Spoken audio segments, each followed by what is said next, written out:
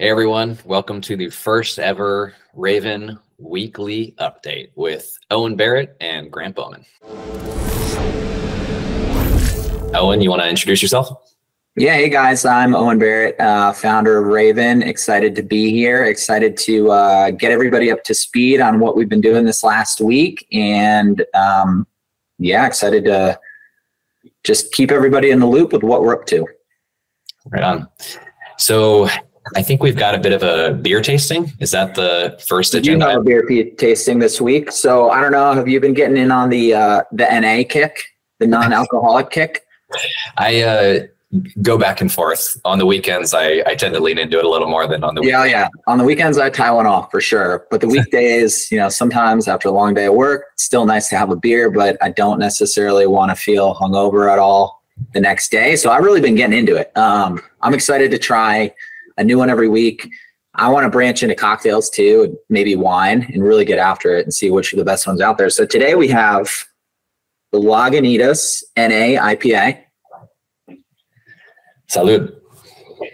It's pretty good. It's got a decent amount of hop. So the thought process here is I think I want to evaluate it on taste, calories, because I think that's a big part of like NA beer is supposed to be better for you. So if it's got a shitload of calories in it, then you're kind of defeating the purpose. And then a sustainability report card. So I did a little homework, and Lagunitas crushes it on the sustainability front. So I don't know that I would give them a 10 because I don't think they're perfect, but I'll definitely give them a 9 on sustainability. Calories, I think the beer is an 80, which is a little high for NA. So I think I'm going to give them maybe a 5 on the calories. And then taste is pretty good. Taste, I'll probably give it 8.5. There we go. That's okay. Yeah. So overall, 7.5 out of 10. So I'm excited to keep this experiment going and see. I got to keep tabs on them week in, week out. But 7.5 for Lagunitas IPA. I think it's a good place to start. I like this tradition. We'll spice it up a little bit as we go. So moving into business a little bit, though, our first agenda item is to just provide everybody who's listening a high-level overview of what's going on here at Rayven. For those of us who are joining from the ZNE Capital side of the equation, that was sort of where Owen and I cut our teeth in the multifamily space, the clean tech space. We went to a lot of institutional capital groups, tried to ask for large sums of money to put down as equity to do projects. But the challenge is big institutions want big returns. And not to say that we're not getting big returns here, but what we also care about is impact. We're looking to do some true impact out there to fight climate change and basically go out there to people that we think are like-minded, like us, and say, hey, we're going to give you a 10% return on your investment, which we feel is solid when you look at your options out there, and start converting apartment complexes to be net zero, meaning that they generate just as much energy as they use on an annual basis. Owen, anything else? Yeah, I mean, I think it's actually, we should go a little bit further back than Z&E. I think we've both spent a lot of time in the clean tech industry, so have some of our other partners. And I think here at Rayven, we take the perspective that we have all of the technology we need to solve climate change. The problem isn't developing new technology, it's deploying existing technology. And so we started ZNE on sort of a thesis of, if we can buy the underlying real estate, can we decarbonize it quickly? And we proved that we can. We decarbonized most of our properties within 6 months. We're promising investors of Rayven that'll be decarbonized within a year. But I think to your point, Grant, what we learned with ZNE is that most impact investors are full of shit. It's one of my favorite sayings. I say it all the time. But it turns out that there are a lot of talk and not much walk. They say that they want impact, but they're not willing to sacrifice returns for impact. So the next iteration of the business model then had to be, well, how do we find investors that are legitimate, that are authentic in their desire for impact? And that's where the idea of Rayven came from. If we could tap into everyday people, retail investors, people that want to make a return. They're not interested in philanthropy, but they also want to feel good about how they're making or how they're investing. that's what we're looking for and what we need. And this Regulation A, which is this SEC exemption, is sort of the perfect medium for us to do it. So by tapping into Regulation A, we can market to retail investors and accredited investors. The minimum investment's $250, so fairly low barrier to entry. And we will convert every single asset we buy to net zero without carbon offsets. That's something no other real estate company can say. And the only way it's possible is through Regulation A. So I think I'm excited to tell everyone that we got qualified by the SEC on Friday, a week ago. It's been about an 8-month journey. So it hasn't been a fast process, but I mean, we're here. So now really everything we're doing is around marketing and building a community. Yeah. And just a few terms for folks out there that aren't familiar with this whole system. SEC, Securities and Exchange Commission, basically are the gatekeepers protecting investors in the United States, making sure that the companies that put out offerings are legitimate companies. So getting their blessing is a big stamp of approval for us. We're excited to have that. Not all companies get it. And then an accredited investor is someone who has a really high net worth or makes a lot of money every year. And that's not everybody. In fact, it's a very small fraction of the US population. So a retail investor is everybody. That's anyone who wants to can invest into our program. As long as you've got $250 in your pocket and you're passionate about climate change and you're interested in double-digit returns, we got you. Yeah, it's good to clarify the jargon in the industry. I think that's important. There's a lot of it. There's a ton. So the first thing we did on our Reg A journey, I can't even really remember, but I think it was a branding agency, right? Yeah. So we worked with a firm called Believer, BLVR. And if we're handing out ratings on this call, I've got to give them 5 stars. If anybody's looking to get some branding done, take a look behind me. You can see the work they did. We're really excited about it. They came up with the name Rayven. We liked it. It's kind of a play on words, ray with like the sunshine ray. This is sort of supposed to be a figure of a bird flying through the sun. And we just thought it was a nice connection with nature, getting back to our roots, trying to address climate change and tie it in with what we're actually doing to fix that problem. And so everything, all the marketing materials that you're going to see, even the sweater that Owen's wearing, maybe you want to stand up, Owen, show him, get paid to fight climate change. Yeah, that's all Believer. So thank you all, if anyone from Believer is listening. Appreciate the work that you've done. And our website looks great. Yeah, but I think it's important too to let everyone know like what we had to go through to land on Believer. So even understanding the difference between branding and marketing, picking an agency or picking a freelancer, I mean, for me, it was a big learning curve. Like I didn't have a clue what we were even looking for. And I think, so it was quite a process. I mean, we had to do a little bit of education on our end about what we need, because there's cheap routes, there's expensive routes.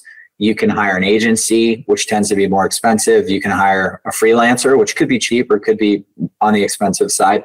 We went the agency route. And I think our final 3 choices were Believer, the company that you have a friend that works at, and then Night Shift, and then this other company that I won't name them because I don't want to talk shit. But for me, it really came down to Rayven is so focused on its mission and its purpose that I felt like the brand guidelines would be stronger if the branding company was similar. And so Believer is a B Corp, which is really cool. The other company told me that they were a mission, like a mission, purpose-driven branding company is maybe a better way to say it. But one of their clients was like in the guns, alcohol, and tobacco industry. And so, to me, that's really hypocritical. I don't think you can be a purpose-driven brand working for a gun company or an alcohol company, unless they're NA, or a tobacco company, and really and kind of set your foundation on it. So that was the reason I didn't want to go with them. And then it came down to a choice between Believer and Night Shift. And again, it was just the core of being a purpose-driven company was so important to me that I think that's ultimately why they won out, because they're about the same price. Yeah, agree with all that. And just to be clear, Night Shift is also an incredible firm, but they're just focused more on a space, I think cryptocurrency and some other things that wasn't. Not talking bad about them at all. It was just the fact that it had to be aligned. I thought it had to be aligned from a purpose perspective. Yep. Yeah, that's what we're going out for. So next up, do you want to talk about, let's see here, how we're doing our attorneys, legal? Oh, attorneys. Those are always fun. So we made a cardinal sin of hiring too many attorneys. So everything after hiring the attorneys has been super complicated. So first we needed, I guess I can just start off with saying like the Regulation A space is the Wild West. It's only really been around since 2015. I think it technically has been around since 1933, but it wasn't really applicable until 2015. And so it's a fairly new industry. And as a result, there's a lot of players in the space, some of which know what they're doing, some of which don't. And so the attorney piece of it, the Regulation A attorney piece, we knew that we wanted that to be, we knew we needed to pick a really good one because that's sort of, they're the ones that draft all the documents that help you get qualification. And we landed with CrowdCheck after really doing just a lot of research with who are kind of the top Regulation A attorneys in the country. And CrowdCheck does the bulk of the offering circular drafting, which is the document that you submit to the SEC. So we picked CrowdCheck, but then we needed another attorney to draft Rayven's operating agreement. So we picked a group called Potomac, and they were great to work with, but Potomac could not do the SEC work related to the Regulation D raise, which was our seed round raise to kind of fund Rayven as a company. So we had to hire a third company called Syndication Attorneys, who is also great. None of them are bad on their own. It's just trying to be the middle person, kind of the cog in between three attorneys is what gets really frustrating. So I think if I could do it over again, I would only do CrowdCheck and Syndication Attorneys. Again, nothing against Potomac, but the fact that Syndication Attorneys could have drafted our operating agreement and done the Reg D legal work, it would have cut it down to two attorneys, which would have made everyone's life easier. Yep. I'd say in general, something that we've been trying to do quite a bit at Rayven is decrease the number of third parties that are out there. There's a lot of firms in this Reg A space that offer a variety of services, and we're trying to find the ones that are highly rated, but can also offer a lot of those services together under one roof, assuming we like the terms of the contract and they're cost efficient. One other thing that I wanted to mention that Owen talked about earlier was our seed round investment phase. The way we're structuring Rayven is going out to retail investors, right? Which requires a tremendous amount of marketing. That's via paid advertising, organic social media. And in order to fund that, we went out to investors that were interested and passionate about what we were doing and raised about $1 million, a little over that for overhead, attorney fees, all that. But we're going to be putting that out into our marketing machine and getting our message out to folks that we think are going to be interested in what Rayven is doing. And so just wanted to clarify that. And when we go out to raise for seed investment, it's a different type of offering, Regulation D from the SEC. And with retail investors, it's Regulation A. So just a little clarification there. Well, yep, good point. I think next item on the agenda is the Regulation A marketing firm. I actually think you did more due diligence here, so maybe you can kick it off.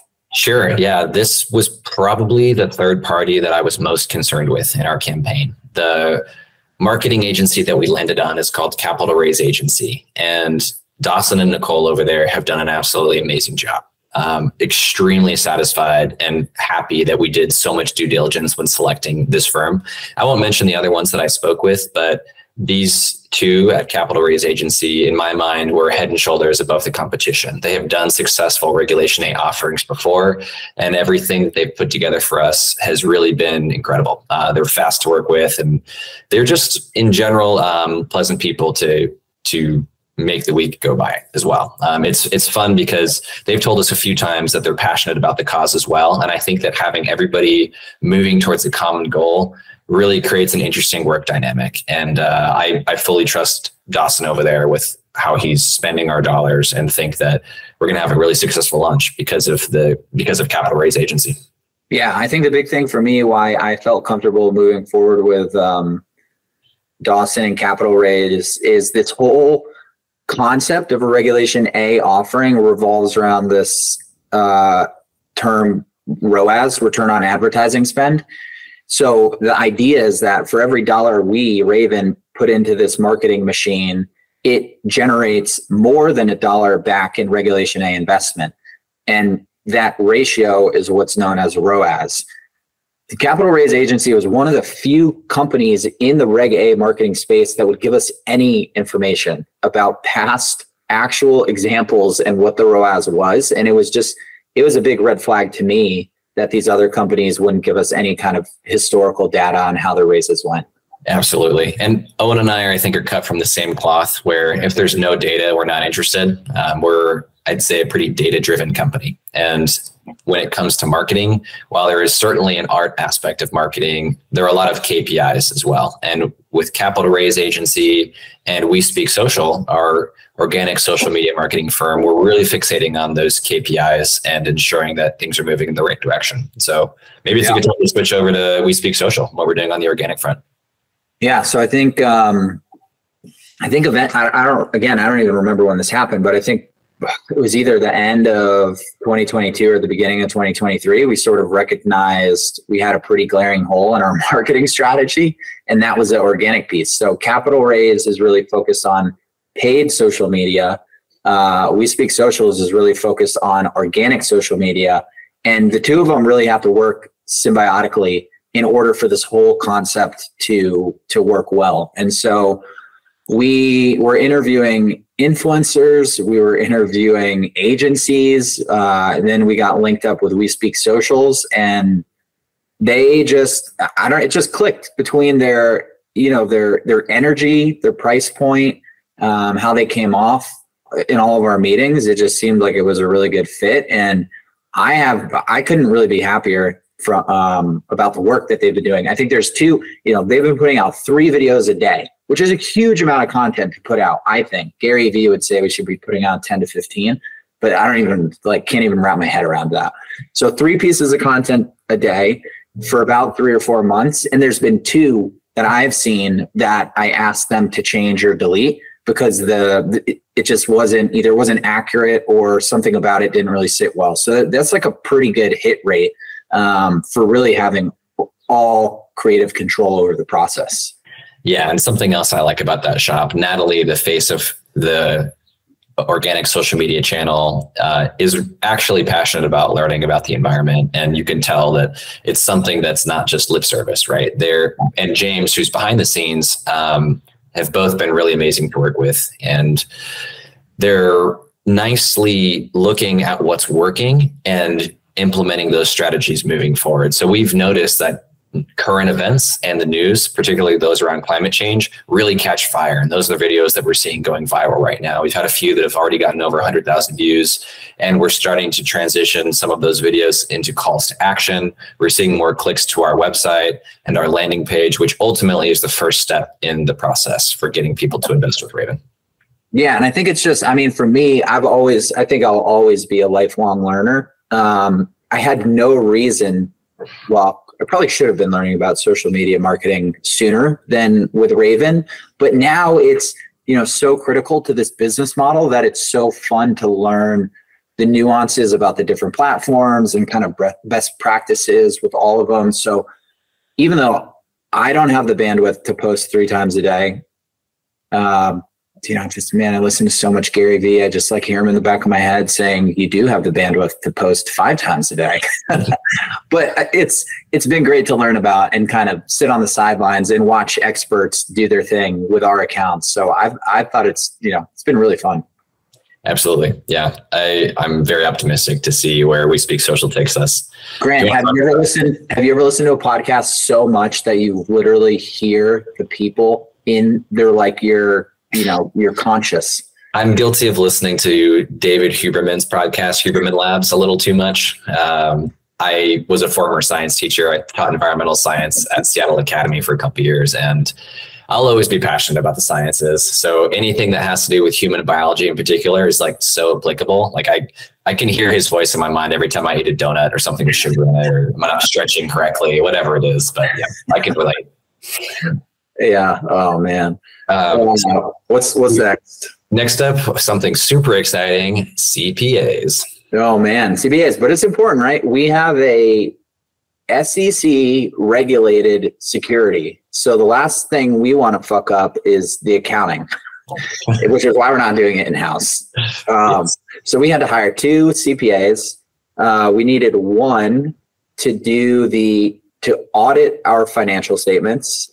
And then we needed a second one to do our bookkeeping and put together our financial statements. So I don't know that anyone's out there looking for a CPA, but they've both been great to work with. Artesian is the one that audits our financial statements, and EMS is the one that's been doing the bookkeeping and financial statement preparation.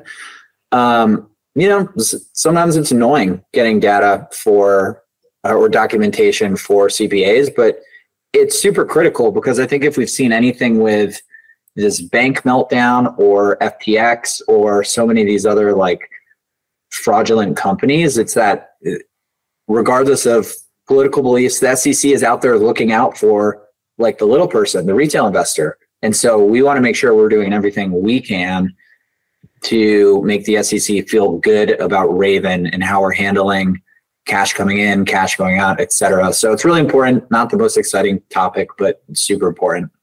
And speaking of the SEC looking out for people, they do require us to have an entity called a transfer agent. And what the role of a transfer agent is to basically make sure that anyone who gives us an investment that's being tracked, that we're calculating their interests correctly, and we're distributing funds back to them when we say we will be. And we've been interviewing a few different transfer agents. We have one that we're leaning towards right now, going through signing a contract.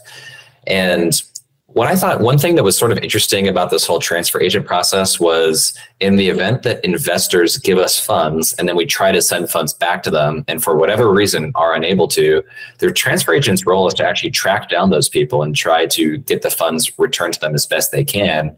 And if they are not able to do that, we don't get those funds. The US government provides an incentive to companies to get those funds back to folks. And if we're unable to, those funds go back to the government as essentially tax dollars. And so I think that was sort of an elegant setup by the SEC and the US government to make sure companies are doing the right thing.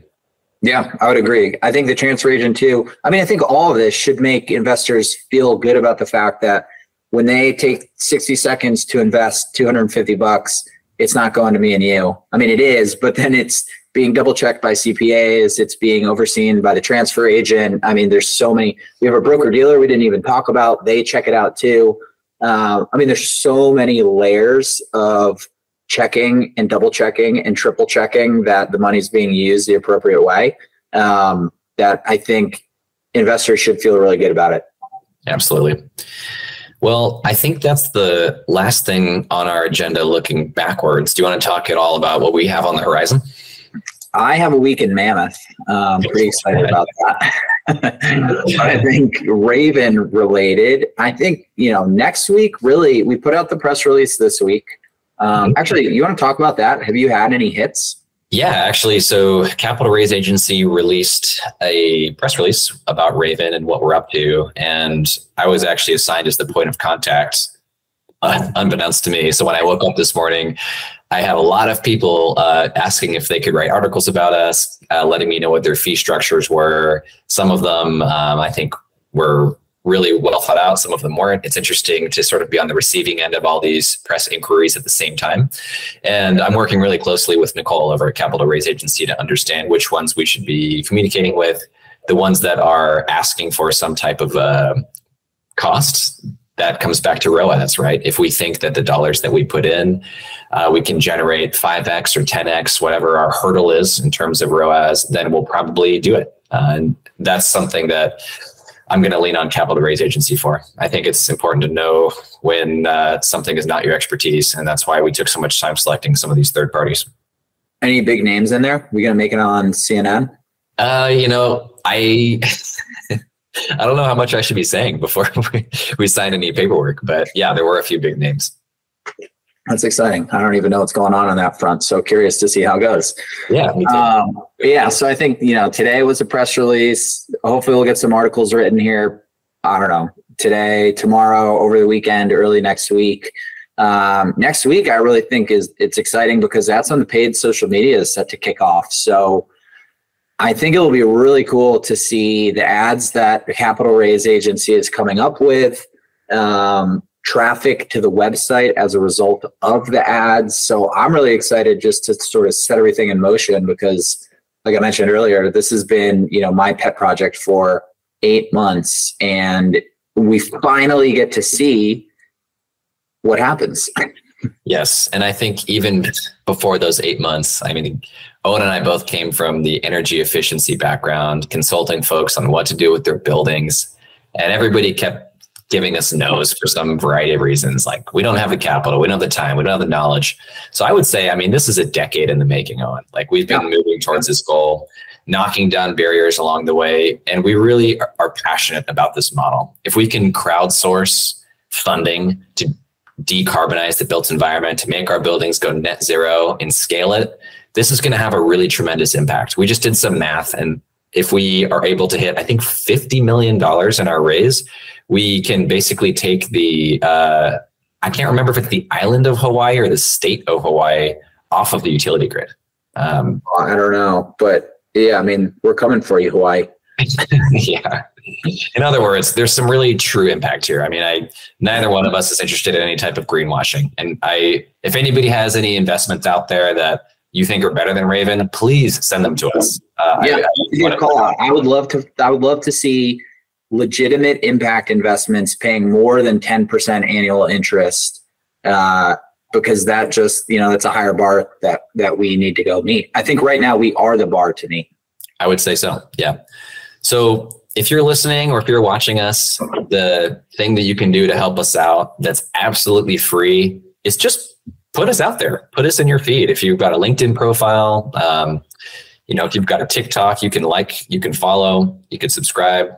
I feel like I hear that all the time on podcasts, and I always think it's ridiculous. And now, as somebody who's creating a machine, needing it, I'm like begging folks, like, please just take 5 seconds to do this.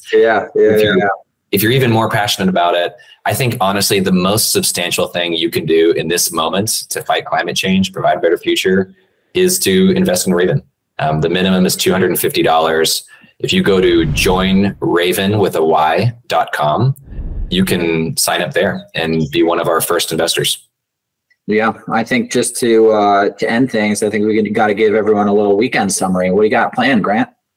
Oof, tomorrow I'm going out on a boat, actually. So I live in La Paz, Mexico, and get to explore an island off the coastline here called Espiritu Santo. Jack Cousteau called it the aquarium of the world. And honestly, living here drives me pretty intensely to help the environment. I've been thinking about climate change on a regular basis, looking at reef structures, seeing fish. I have to admit, I am a spearfisher too, so sometimes I eat them, but I try not to eat the species that are struggling. I think that's okay, though. I don't think there's a more responsible form of fishing or hunting than like killing your own food. Yeah, it's definitely better than dragging a net through the ocean and pulling. I've got this hypothesis that if humans had to kill their own meat, like 90% of the planet would be a vegetarian. It's funny. Yeah. When I was in the Peace Corps, I tried to slaughter some chickens for that exact reason, to see if I could kill it. I can do it. It was tough. Yeah. Just looking them in the eye before you go. And it's a lot easier to just go to KFC. That's for sure. Oh yeah. So I've got 2 little girls, and I will be going on Easter egg hunts and eating a lot of candy this weekend. Good luck finding those eggs. Save some for Sierra. Yeah, exactly. Well, this was a fun first weekly debrief. I'm happy to see, or curious to see, kind of where it goes. I think it's gonna be fun. I mean, everyone. So there's 6 of us. There's Grant, myself, 4 others. I'm sure other people will join this as the weeks go on. But everybody's working really hard in their own kind of direction. It's all related directions, but everyone's doing a bunch of different things. So it's kind of fun to regroup at the end of the week and talk about what went down, what we're looking forward to, what was challenging, and just keep everybody up to speed.